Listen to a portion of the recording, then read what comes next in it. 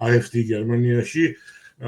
აი ეს ხდება, ამისი გაგრძელებაა თუ საერთოდ რა ხდება და კონკრეტულად გერმანიის მაგალითზე მაშინ. ნუ აი თითქოს ახლა გერმანიაში რა ხდება, ხო? გერმანიაში იმის მიუხედავად, რომ ძალიან ცდილობენ აი ესე იგი ალტერნატივა გერმანიის პარტიას ესე იგი შეტანონ ის რომ ეგენი არიან ფაშისტები, თუმცა აქცენტ იმან ვეიდელმა ხალმა რომელიც არის კანცლერობის პრეტენდენტი ყველაზე რეალური და ძალიან იზრდება AfD-ის რეიტინგი, სადღაცა 12% იყო რამდენიმე კვირის წინ და დღეს უკვე 20%, ანუ ძალიან გაიზარდა რა. ხო და ისინი აცხადებენ ზუსტად იმას, რაც არის მემორჯენეობა და რაც არ არის ნაციონალიზმი. აცხადებენ იმას, რომ ესე იგი საჭიროა კონკურენცია იყოს ეკონომიკაში, რომ საჭიროა საზღვრები დავიცვათ, რომ ამდენი ის არ შემოდიოდეს, ტოლული არ შემოდიოდეს კონტროლის გარეშე. და ასე შემდეგ. მოგეთ ყველაფერი იმას, რაც ხელი უნდა, რამაც ხელი და საჭიროა შეერაღება, საჭიროა ჯარისგაზდა, საჭიროა სტიმულირება ჯარისგაზის და ასე შემდეგ. მოგეთ ყველაფერი, რა ყველაფერი ის, რაც არის მემორჯვენე დღის წესრიგში, რასაც ფაქტობრივად აკეთებს მილეირას, აკეთებს არგენტინაში, ხო, ეს ძალიან ის ხდება რა, ძალიან მოდური ხდება ეხლა მთელ მსოფლიოში და აი ამ წლების სტაგნაციის მერე და ეკონომიკური იმის მერე. ხო, თან პლუს რა არის ეხლა ყველა ხედავს გერმანიაში, რომ ყველა ვინ ჩახედულია საქმეში და რატო ესე იგი რატო აღარ აქვს უკვე იმისი აი ამ ვეიდელის და AfD-ის საწინააღმდეგო არგუმენტები, რომ ის არის ღერძი ეკონომიკის, ესე იგი რუსეთ-გერმანიის რკინიგზა კვდება.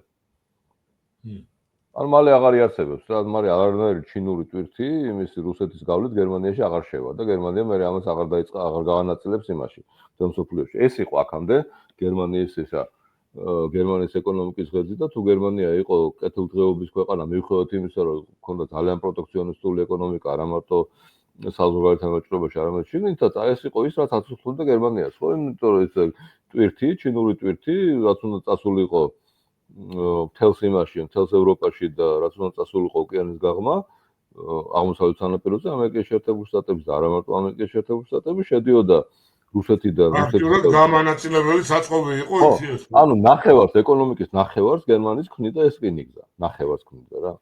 აღარ არის, აღარ იქნება ეგრე რა, იქ ყველაფერი დაინგრევა, ეგ გაურკვეველია, უფრო და უფრო იკლებს ეს ისა ტვირთების რაოდენობა ამ მიმართულებით, ასე რომ ესე იგი სერიოზული არგუმენტი რომ AfD აღარ მოვიდეს იმაში ხელისუფლების სათავეში და მემორჯვენე პოლიტიკა არ განახორციელოს, აღარ არსებობს უბრალოდ რა, იმიტომ რომ ყველა ის მემარცხენეების გადასარევად ხედავენ, რომ ეს ესე იგი რუსული გამბიტი აღარ გამოვა არასდროს რა.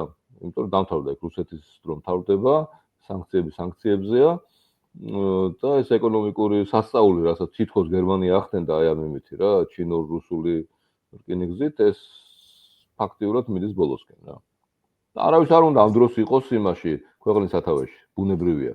გარდა იმისა, გარდა იმ ხალხისა, ვისაც რეალური პროექტები აქვს, რომ ეკონომიკა აღარ გააკეთოს და აღარ გახადოს იმაზე რკინიგზაზე დამყარებული. გადააკიდებულია ხო აი ამ სიტუაციას და როგორი შანსებია აი თქვა დიდი შანსია, რომ ესე იგი მთავრობის მაფორმირებელი იქნება AfD გერმანიაში. ნახოთ როგორი იქნება. მაგრამ დიდი შანსი არის. რა ჩვენთვის ყოველ კარგია, სხვა შორის იცვლება გერმანიის მედიის ისიც, ხო? ესე იგი აი შეიცვალა მთლიანად რა, აი ამ ბოლო დროს, თუ მაგათ 2008-ში მთელი გერმანიის მედია წერდა, რომ საქართველოს ესე იგი ძინარე ცხინვალს დაარტყა და ძინარე ცხინვალს შეუტია და რაღაც დღეს უკვე უკრაინის მიმართ ისინი ამას აღარ წერენ საერთოდ რა. ანუ გერმანიაში ფაქტობრივად არ არსებობს დამოუკიდებელი პრესა, სემიდამოუკიდებელია ყველა პრესა, მთელი ეს ისა მედია, რაც არის ასე ვთქვათ, მეინსტრიმული მედია, სამთავრობოა. ხო და ეს ცვლილებას მიუთითებს იმაზე, რომ უკვე აღარ გამოდის რუსეთზე მიბული იყო სოფლიო პოლიტიკაში რა. თუნდაც გერმანული გაზეთების რეაქციები უკრაინის პოლიტიკაზე და უკრაინის მიმდინარე ომზე რა. ასე რომ ყველა საფუძველი არის იმის, რომ როგორც იქნა გერმანიაში იქნება ხელისუფლება, რომელიც იქნება მემარჯვენე, რომელიც იქნება ადამიანის უფლებების დაცვაზე და არა ჯგუფების უფლებების დაცვაზე ორიენტირებული და რომელიც საბოლოოდ ესე იგი ჩაეხსნება ამ იმას რა. ჩინეთ-რუსეთის რკინიგზას და მისი ეკონომიკა აღარ იქნება ამაზე ჩამოკიდებული.